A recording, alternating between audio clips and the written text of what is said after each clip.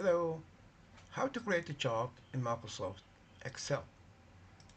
We have this data, we want to change it to a chart.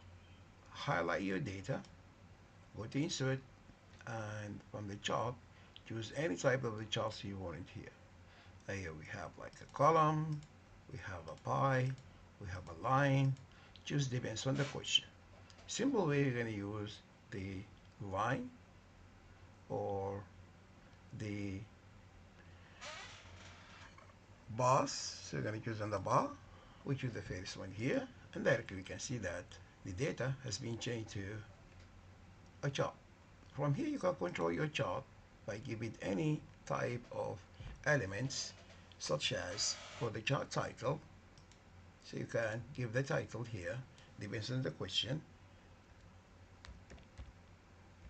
And here you can rename the X and the Y's by any data, and of course depends on the question.